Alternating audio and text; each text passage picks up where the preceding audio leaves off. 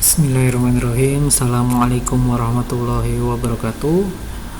Saya ucapkan selamat datang dan terima kasih untuk kehadiran teman-teman semuanya pada pertemuan mata kuliah evaluasi dan tata guna lahan. Pada pertemuan sebelumnya kita sudah membahas dan mengerti mengenai apa saja dasar-dasar yang harus kita ketahui di tata guna lahannya. Nah, untuk pertemuan kali ini kita akan membahas pada sisi mengenai dasar-dasar evaluasi sumber daya lahannya. Dan masih bersama saya Tangguh Prakoso. Dalam kegiatan evaluasi sumber daya lahan, setidaknya harus dapat menjawab poin-poin seperti yang pertama adalah apakah dampak pengelolaan lahan yang sedang berlangsung saat ini memiliki dampak yang positif atau negatif jika tetap dilanjutkan, atau apakah perlu suatu perbaikan. Yang kedua, jika penggunaan atau pengelolaan lahan yang sedang berlangsung perlu adanya perubahan, maka pengelolaan lahan lain apa yang memiliki dampak positif yang lebih menguntungkan tetapi tidak berdampak negatif pada lingkungan. Yang berikutnya, yang ketiga, jika membawa dampak yang negatif, perbaikan apa sajakah yang harus dan mungkin kita lakukan? Berikutnya, yang keempat, masukan apa sajakah yang diperlukan untuk mempertahankan produksi yang diinginkan dan meminimalisir dampak buruk. Nah, masukan di sini adalah maksudnya adalah input yang harus kita berikan pada pengelolaan lahan kita, katakanlah seperti pemupukan atau pengairan atau mungkin dana dan lainnya. Berikutnya yang kelima, jika ada perubahan, maka apakah keuntungan-keuntungan yang dapat diperoleh dari setiap pilihan macam pengelolaan lahan atau tanah yang ada. Berikutnya, dalam proses evaluasi sumber daya lahan, maka terdapat beberapa unsur dalam kegiatan atau proses pengevaluasiannya. Yang pertama, kita adanya prosedur pengevaluasian sumber daya lahan. Langkah pertama yaitu adalah mengkonsultasikan mengenai tujuan, rencana adanya evaluasi, dan serta asumsi dari dilakukannya pengelolaan lahan suatu sumber lahan atau sumber daya lahan. Maksudnya adalah asumsi di sini adalah tujuan, hampir mirip dengan tujuan dan apa luaran yang ingin kita dapatkan, maka kita konsultasikan dalam proses konsultasi pendahuluannya. Yang berikutnya, dalam proses konsultasi ini maka akan dibagi menjadi dua. Yang pertama yaitu dilihat dari jenis penggunaan lahannya. Yang dimaksud di sini adalah lahan tersebut digunakan sebagai apa, sehingga persyaratan apa saja yang harus kita penuhi untuk dapat kita ajukan atau kita lakukan sesuai dengan keinginan kita, serta bagaimana cara solusi atau mencari solusi dari hal yang menjadi faktor pembatas dari penggunaan lahan tersebut, seperti yang pertama adalah keadaan lahan, baik topografi, apakah memiliki curam yang atau lereng yang curam ataukah landai, apakah lahan tersebut rawan bencana ataukah yang lainnya. Yang kemudian, yang arah kedua adalah adanya pemetaan suatu lahan yang ingin kita kelola. Dari pemetaan tersebut, maka akan mendapatkan informasi yang ingin kita dapatkan, seperti salah satunya adalah kualitas lahan dari suatu lahan yang ingin kita kelola atau kita miliki. Sehingga dari kedua hal tersebut berfungsi untuk membandingkan pengelolaan lahan dari penggunaan lahan dan keadaan lahan yang harus kita perhitungkan dalam pengelolaan lahan atau sumber daya lahan, baik dari segi analisis sosial ekonomi maupun dampak terhadap lingkungan. Sehingga ketika kita sudah mengetahui jenis utama penggunaan lahannya itu ingin kita jadikan seperti apa. Nah, setelah kita ingin membuat suatu jenis penggunaan lahan, kira-kira syarat-syarat apa saja yang harus kita penuhi untuk dapat sesuai dengan keinginan kita atau jenis penggunaan lahan yang kita pilih. Nah, apakah ada faktor pembatas dalam pengelolaan lahannya seperti yang kita bahas sebelumnya? Jika ada, maka kita akan cari solusinya. Untuk yang berikutnya, untuk mendapatkan informasi mengenai kualitas lahan, maka seringkali dari pengelola lahan akan membuat suatu pemetaan mengenai lahan yang ingin dikelola tersebut, sehingga kita mendapatkan informasi mengenai kualitas lahan yang kita miliki.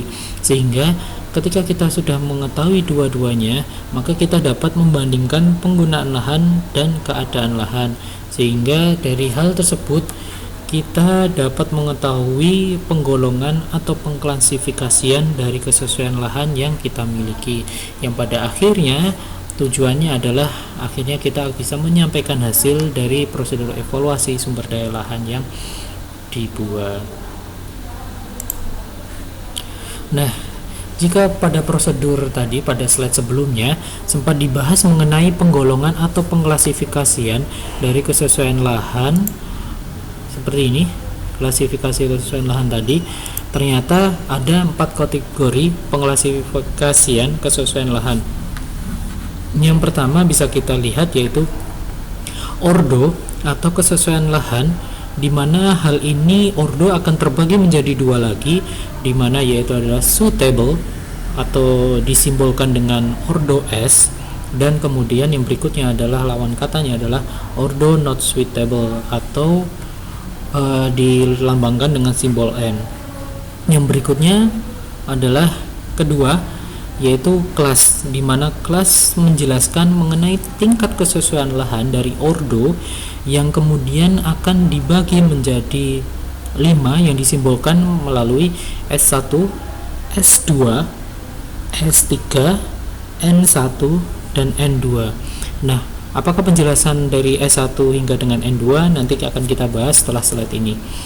Yang berikutnya adalah subkelas, di mana hal ini menunjukkan jenis pembatas lahan atau macam perbaikan yang diperlukan di dalam kelas, seperti faktor pembatas, sehingga dilambangkan dalam bentuk sandi bisa S, N, C, D maupun T.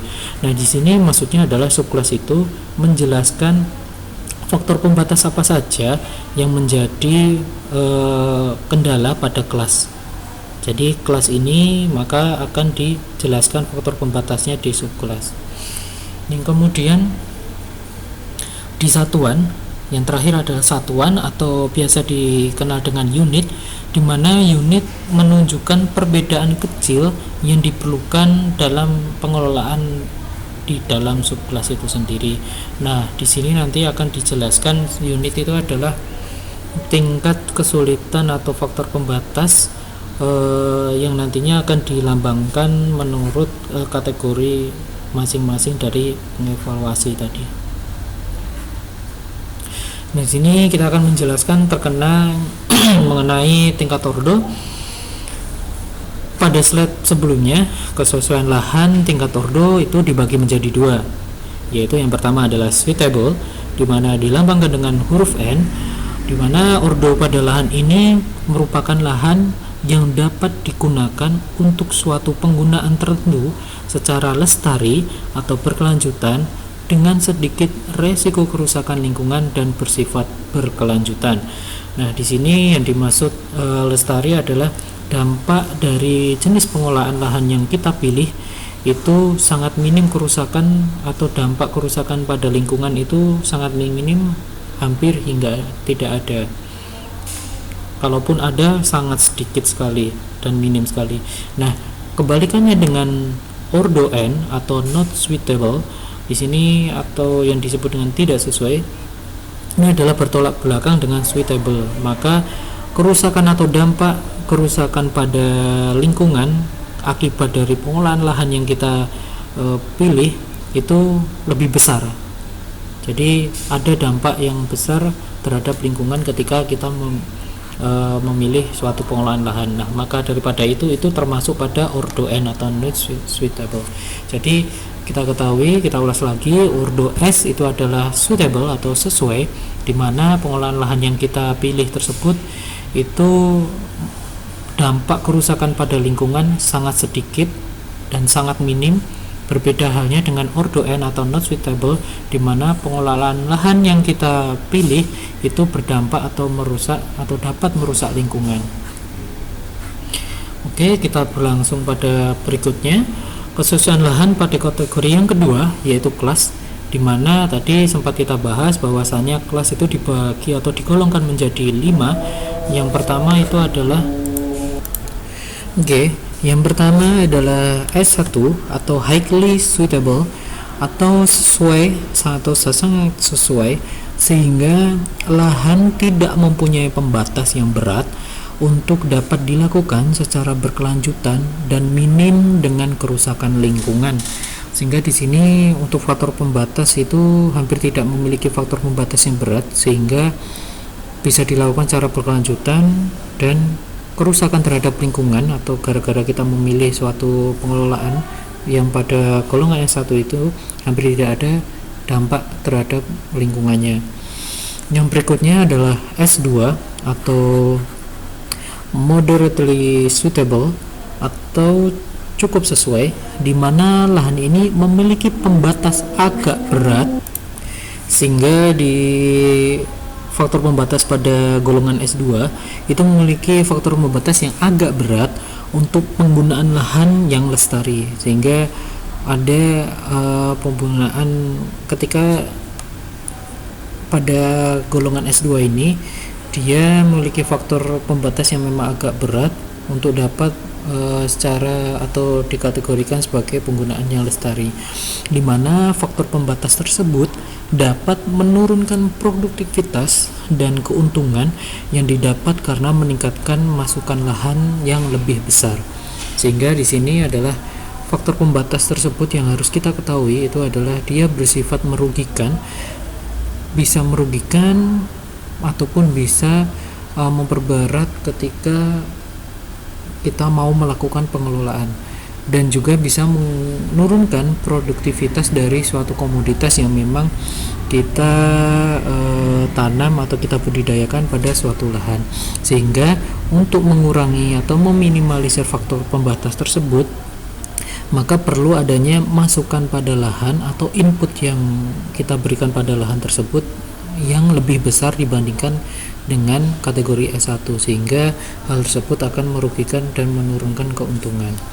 Untuk yang berikutnya di kategori S3 atau marginally suitable atau biasa disebut dengan sesuai marginal, di mana lahan ini memiliki faktor pembatas yang sangat berat atau lebih berat dibandingkan S2 untuk dapat melakukan penggunaan lahan secara lestari atau penggunaan lahan secara minimalisir kerusakan pada lingkungan.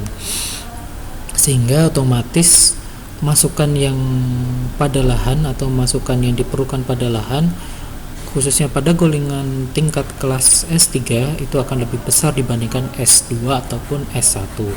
Yang kemudian kita masuk pada kategori N1 atau currently not suitable, itu adalah tidak sesuai saat ini. Nah, maksudnya adalah di mana lahan ini mempunyai faktor pembatas yang sangat berat, tetapi masih dimungkinkan untuk dapat diatasi, hanya tidak dapat diperbaiki pada tingkat pengetahuan atau teknologi pada zaman sekarang, dan jika pun ada, maka biaya yang diperlukan untuk dapat menanggulangi hal tersebut itu sangat besar.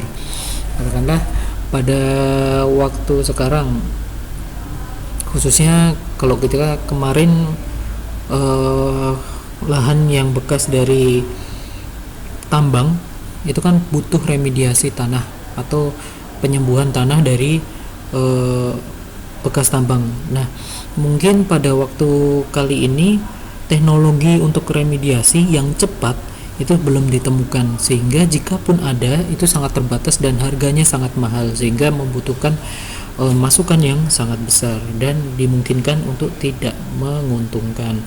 Yang berikutnya, tingkat kelas yang terakhir yaitu N2 atau permanently not suitable atau tidak sesuai secara permanen, di mana lahan ini mempunyai pembatas yang sangat berat sehingga tidak dimungkinkan untuk dimanfaatkan dan bersifat lestari. Sehingga di sini karena sangat berat sehingga tidak dimungkinkan untuk dapatnya dilakukan pengelolaan lahan terhadap N2 ini. Nah, ini mungkin secara ekstrimnya itu adalah lahan bekas nuklir, katakanlah seperti itu. Nah, itu sangat berat dan dimungkinkan untuk tidak dapat dimanfaatkan.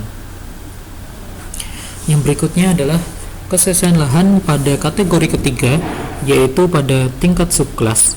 Hal ini menunjukkan atau menggambarkan jenis pembatas atau solusi perbaikan yang diperlukan pada suatu permasalahan yang ada di kelas, sehingga permasalahan yang ada di kategori kelas itu tadi akan ditunjukkan solusinya itu atau gambaran pembatas solusinya pada subkelas ini. Sehingga setiap kelas kecuali pada S1, di mana tadi kita tahu S1 itu adalah sudah sangat sesuai dan suitable dan berkelanjutan, sehingga dampak terhadap lingkungan itu sangat minim dan hampir tidak ada, sehingga tidak perlu adanya subkelas ataupun kelas itu tadi yang pada kelas itu tadi, sehingga tergantung pada jenis faktor pembatas pada lahan tersebut. Nah, pada subkelas biasanya dilambangkan dengan simbol huruf kecil seperti pada tabel ini. Nah, kita ketahui di sini, katakanlah pada kelas kita ketahui di situ faktor pembatas yang berat adalah unsur hara, katakanlah seperti itu. Maka di situ akan dilambangkan sebagai huruf N. Nah, ini kita ketahui untuk kualitas lahannya ada temperatur, ada ketersediaan air, ada kondisi perakaran, ada daya tahan unsur hara, hingga dengan medan atau topografi itu sendiri. Nah, ciri-cirinya katakanlah di sini temperatur itu adalah kita harus mengetahui atau memiliki data temperatur rata-rata tahunan dalam satuan derajat Celcius. Sedangkan pada ketersediaan air kita harus mengetahui ciri-cirinya itu adalah berapa sih bulan keringnya dan berapa curah hujan rata-rata per tahunnya. Nah, ini nanti disesuaikan dengan kualitas lahannya. Yang berikutnya, keracunan, katakanlah bidang ini aja lah, di bagian topografi atau medan atau relief. Itu masalahnya biasanya apa aja sih? Ternyata ada kemiringan lereng, ada jenis batuan di permukaan atau batuan yang muncul di permukaan tanah. Seperti itu. Jadi katakanlah permasalahannya di kondisi perakaran. Biasanya terjadinya di apa aja? Di drainase tanah, tekstur tanah, atau kedalaman akar itu sendiri. Kayak gitu. Jadi ini adalah contoh faktor pembatasnya dan ini adalah kategorinya. Jadi ciri-cirinya itu apa aja? Kalau perakaran biasanya itu permasalahannya di drainase tanah, di tekstur tanah. Kalau masalah keracunan mungkin salinitasnya yang tinggi, atau mungkin di di relief atau di topografi itu masalahnya apa? Di kemiringan lereng atau mungkin batuan keras yang ada di situ.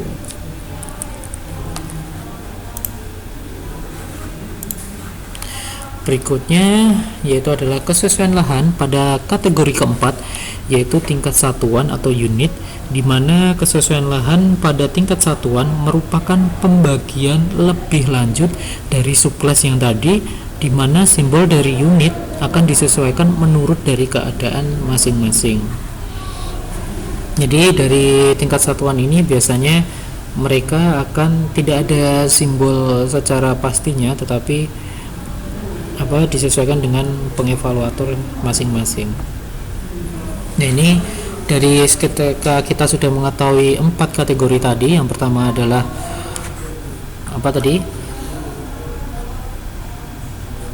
Yang pertama adalah ordo, berikutnya adalah kelas, berikutnya adalah subkelas, dan yang ketiga adalah unit. Maka akan didapatkan satuan seperti ini, contoh kelas kesesuaian lahan, dimana sebagai contoh di sini adalah S3T-1, dimana hal ini berarti lahan tersebut memiliki keadaan jenis lahan yang sesuai marginal atau S3 itu tadi untuk kepentingan tertentu, dimana memiliki faktor berupa pembatas T yang disebabkan oleh tingginya persentase lereng. Berarti di situ topografi, di mana kelerengan ini berpotensi menyebabkan erosi dan membatasi pertumbuhan akar. Nah, di sini satuan dari satu adalah subkelas itu tadi, sehingga kemungkinan besar satu ini adalah dia berakibatnya apa? Oh, ternyata berakibat membatasi akar atau menyesuaikan atau menyebabkan erosi. Nah, yang teman-teman harus kalian tahu itu adalah membagi seperti ini. Ini adalah ordo, ini adalah kelas, kemudian adanya subkelas dan unit.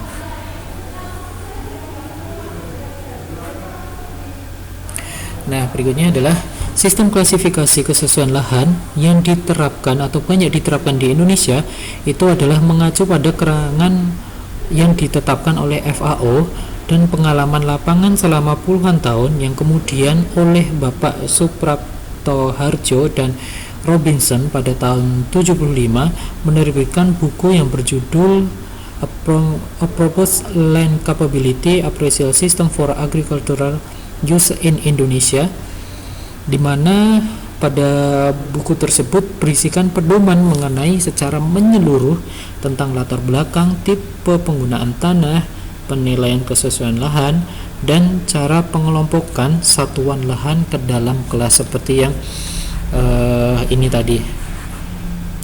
Nah, kemudian pengelompokan tersebut dijabarkan pada tabel berikut ini. Nah, ini adalah merupakan tabel di mana kesesuaian lahannya berdasarkan kelas kesesuaian lahan untuk tanaman padi atau tada hujan tanpa adanya irigasi. Di sini ada faktor, katakanlah faktor kedalaman di sini lebih dari 75 itu merupakan S1, berikutnya hingga dengan N2.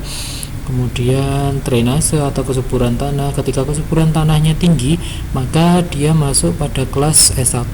Jika kemudian sesuai dengan ini, kemudian tinggi, sedang, rendah, dan sangat rendah itu sudah memasuki N1, dan kemudian di kategori N2.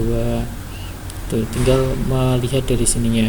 Nah, ini untuk lahan tada hujan atau untuk biasanya untuk tanaman padi. Berbeda halnya dengan tahan untuk tanaman pangan atau lahan kering, atau biasanya katakanlah jagung untuk penanaman sorghum, jagung ataupun yang lainnya dan sejenisnya. Di sini juga sama, cara membacanya juga sama, katakanlah kesuburan tanahnya pada tinggi atau dan disertai dengan simbol-simbolnya. Tinggal di sini teman-teman bisa menyebutkan ini ya. Untuk nomornya ini adalah di unitnya, jadi unit berapa bisa dilihat dari sini juga. Ini simbol itu masuknya adalah di kelas, di subkelas, yang kemudian ini adalah ordo. Itu. Berikutnya adalah kesesuaian lahan untuk tanaman tahunan. Di sini untuk tanaman tahunan bisa sebagai perkebunan juga. Ini juga bisa dilihat dari ini, dimana yang pertama itu adalah mungkin ordo.